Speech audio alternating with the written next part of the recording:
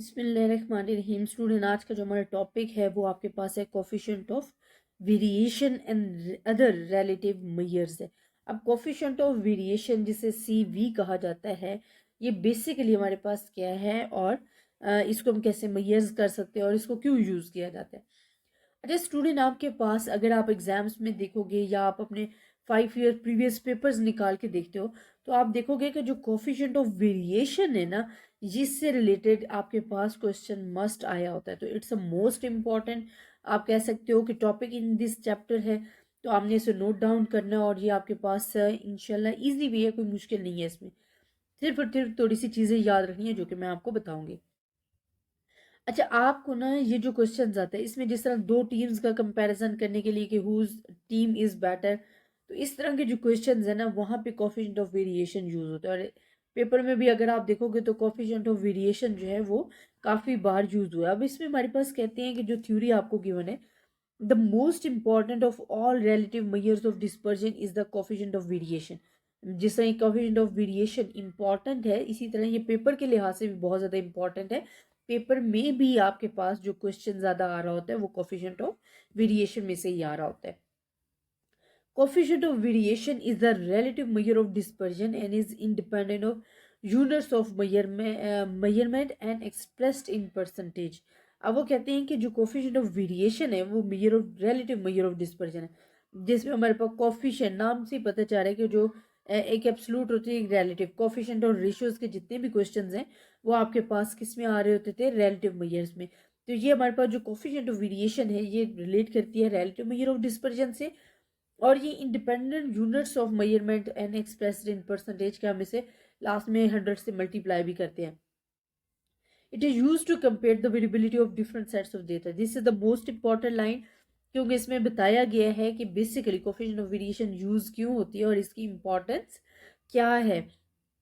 तो स्टूडेंट, ये इंपॉर्टेंट इस वजह से है कि जब दो सेट्स ऑफ डेटा गिवन होते हैं तो उनके दरमियान जो वेरिएबिलिटी है ना, वो चेक करने के लिए कोफिशिएंट ऑफ वेरिएशन। फिर कोफिशिएंट ऑफ वेरिएशन में हमारे पास होता था कि जिसका आंसर ज़्यादा छोटा होगा, कम होगा, वो हमारे पास बेटर कंसिडर होगी एज कम्पेयर टू अदर जिसका आंसर लार्जर होगा। बिकॉज इसमें वेरिएबिलिटी चेक करनी होती है ना, तो वेरिएबिलिटी जितनी कम होगी उतना ही डेटा हमारे पास बेटर समझा जाएगा। This group has the lower value of coefficient of variation is comparatively more consistent. The coefficient of variation is defined, आपके पास जो कोफिशिएंट ऑफ वेरिएशन जिसे CV भी कहा जाता है उसका फार्मूला अगर तो फॉर द सैंपल डेटा के लिए तो हमारे पास स्टैंडर्ड डिवीजन डिवाइडेड में mean multiply by 100। Because coefficient है ना, आपने अभी पढ़ा था, तो आप इसे परसेंटेज में इसका आंसर लेते हो, मल्टीप्लाई बाय 100 करते हो। और अगर आपके पास पॉपुलेशन जो है वो जो डेटा है वो पॉपुलेशन से गिवन है, फिर then sigma divide by mu multiply by 100 for the population के लिए। हम कहते हैं as it is the ratio of two quantities with the same units, as it is dimensionless quantity for the same data, whether it is the millimeters estimator or meters extra, the coefficient of variation remain the same and has no limit, no unit. अब इसमें student हमारे पास क्या बताया गया कि basically ये ratio हम एक डिस्कस कर रहे होते हैं कि अगर आपको दो सेट्स ऑफ डेटा गिवन है तो आपने देखना है कि हुज सेट इज बेटर। तो आपने क्या करना होता है, कोफिशिएंट ऑफ वेरिएशन यूज करनी होती है। और कोफिशिएंट ऑफ वेरिएशन जो है वो हमेशा रिमेन रहती है, सेम होती है और उसका कोई यूनिट नहीं होता। Coefficient of variation express variability, ये तो अभी आपको पता है कि वो वेरिएबिलिटी को डिस्कस करती है। इस वजह से हम इसे रिलेटिव वेरिएबिलिटी और रिलेटिव डिस्पर्जन भी कहते हैं। ये इसके नेम्स हैं, relative variability and relative dispersion. Coefficient of variability जो हमारे पास है S divide by Y bar multiply by 100। अब आपको अगर एस गिवन है, वाई बार गिवन है और अगर नहीं गिवन और सिंपल डेटा गिवन है तो आपको दो चीज़ें फाइंड करनी होगी जिसमें एस और वाई बार होगा। आप इनको फाइंड करके और आप इजीली कोफिशिएंट ऑफ वेरिएशन जो है अपना फाइंड कर सकते हैं। तो large value of coefficient of variation indicates that observation has much more spread relative to the side of the mean and vice versa then क्या कहते हैं, this measures can be use to compare the variability of two or more populations. It will take the same. अब ये यहाँ से most important है कि ये जो मेजर यूज होती है ना, ये जब आपके पास दो या दो से ज़्यादा पॉपुलेशंस होती हैं उनको कंपेयर करने के लिए यूज होती है। और जिसका आंसर ज़्यादा छोटा होगा वो ज़्यादा बेटर समझ जाएगी। तो स्टूडेंट जो मोस्ट इम्पॉर्टेंट आपके पास जो आप कह सकते हो ना कि इस टॉपिक का जो पैराग्राफ है वो यही है, जिसमें आपको बताया जाएगा कि basically coefficient of variation use क्यों होता है। और ज़रूरी नहीं है कि कि मेजॉरिटी आपको स्टैंडर्ड डिवीएशन और मीन खुद फाइंड करना पड़ता है, लेकिन ज़्यादातर आपको स्टैंडर्ड डिवीएशन और मीन खुद दे भी दिया जाता है, ठीक है। और फिर आपको कहा जाता है कि आपने बताना है कौन सा डेटा ज़्यादा बेटर है। तो कंसिस्टेंट डेटा जो होता है वो होता है जिसमें वेरिएबिलिटी कम होती है, जिसमें कम से कम वेरिएबिलिटी होगी वो मोर कंसिस्टेंट समझा जाएगा। और आंसर आप जो कोफिशिएंट ऑफ वेरिएशन फाइंड करोगे तो जिसका आंसर लेस होगा वो बेटर समझा जाएगा as compare to other data. हम कहते हैं this measures can be use to compare the variability of two or more population. It will take the same value for two or more population if in each population the standard deviation is directly proportional to the mean. In such situation, we say that two or more population are consistent. जिस तरह मैंने अभी आपको बताया कि अगर आप consistency check कर रहे हो, जरूरी नहीं है कि वो आपको कोफिशिएंट ऑफ वेरिएशन का ही बोलेंगे। अगर वो ये कह रहे हैं कि आपने दो डेटा आपको गिवन है और आपने ये बताना है कि कौन सा जो डेटा है वो ज़्यादा कंसिस्टेंट कंसीडर हो रहा है, तो वहाँ भी आपने coefficient of variation he find करना है। ज़रूरी नहीं है कि वो आपको खुद बताएं कि जी आपने कोफिशिएंट ऑफ वेरिएशन फाइंड करना है। अब देखिए ये हमारे पास डेटा गिवन है, ये हमारे पास टू मेथड्स गिवन है जिनके मीन्स गिवन है आपको और स्टैंडर्ड डिविएशन गिवन है। एंड कोफिशिएंट ऑफ वेरिएशन आपने फाइंड किया तो एक की 9.3 एक 9.5। या हमने किस तरह फाइंड किया है कोफिशिएंट ऑफ वेरिएशन का जो फार्मूला है कि S divided by bar multiply by 100।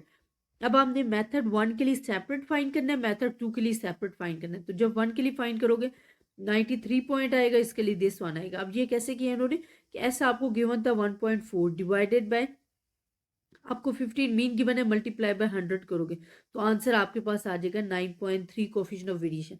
अब इसमें से अगर मैं कहती हूँ कि कंसिस्टेंस कौन सा डेटा है, ज्यादा बेटर कौन सा है, कंसिस्टेंट बेसिकली बेटर को कह रहे होते हैं कि इन दोनों डेटा को अगर हम कंपेयर कर रहे हैं तो इसमें से बेटर कौन है, ठीक है। तो वो हमें पता चलेगा कि जिसका आंसर कम होगा, जिसमें वेरिएबिलिटी कम होगी, जिसमें मिस्टेक्स कम होंगी, तो वो हमारे पास मेथड 1 है 9.3 as a consistent and consider as the more better as compared to other data.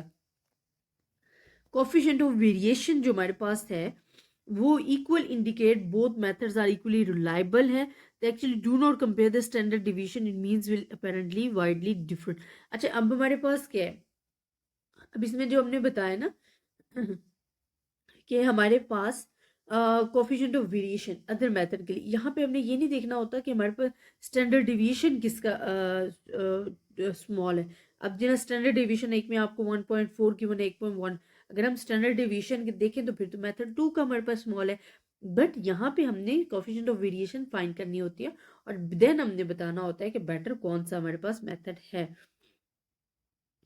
Other relative major dispersion हमारे पास गिवन है जिसमें कोफिशिएंट ऑफ रेंज है, कोफिशिएंट ऑफ क्वार्टाइल डेविएशन है, मीन कोफिशिएंट ऑफ डिस्पर्जन है, median coefficient of dispersion है, अच्छा coefficient of standard deviation. अब इसमें स्टूडेंट ये हमें बताया गया है, देखिए मैंने आपको कहा था ना कि जो मेजर ऑफ डिस्पर्जन आप पढ़ रहे थे तो it's divided into the two types, एक absolute relative measure of dispersion है, एक रिलेटिव मेजर ऑफ डिस्पर्जन है। एब्सोल्यूट में जो सेम यूनिट्स होते हैं वो आपके साथ डिस्कस कर होते हैं, लेकिन रिलेटिव मेजर ऑफ डिस्पर्जन में आप रेशियोज को डिस्कस कर रहे होते हो, कोफिशिएंट्स को डिस्कस कर रहे होते हो। अब जितने भी आपने पीछे पढ़ी है ना ये मेजर ऑफ डिस्पर्जन जिसमें रेंज आ गया, मीन डिवीजन आ गया, क्वार्टाइल डिवीजन आ गया, मीडियन डिवीजन आ गया, तो उनके आपने कोफिशिएंट्स मैंने आपको साथ पढ़ाए हैं और ये उन्होंने एक समरी दे दी गई है कि रिलेटिव मेजर ऑफ डिस्पर्जन जी आपके पास ये है, तो ये आपने याद रखने हैं। ये सिर्फ एक समरी के तौर पे आपको दी गई है, इनकी एग्जांपल्स आपको प्रीवियस करवा चुकी हूँ। आई होप आपको इस लेक्चर की भी समझ आई होगी। नेक्स्ट इंशाल्लाह लेक्चर्स में हम कोफिशिएंट ऑफ वेरिएशन से रिलेटेड जो एग्जांपल्स हैं वो डिस्कस करेंगे और वो फॉर द सिंगल डेटा के लिए भी करेंगे और different sets of the data के लिए भी करेंगे। तो आई होप स्टूडेंट आपको इस लेक्चर की समझ आई होगी। अगर आपको भी किसी भी किस्म की कन्फ्यूजन है आप मुझसे डिस्कस कर सकते हो। ज़्यादा से ज़्यादा स्टूडेंट्स के साथ शेयर कीजिएगा, अपनी दुआओं में याद रखिएगा।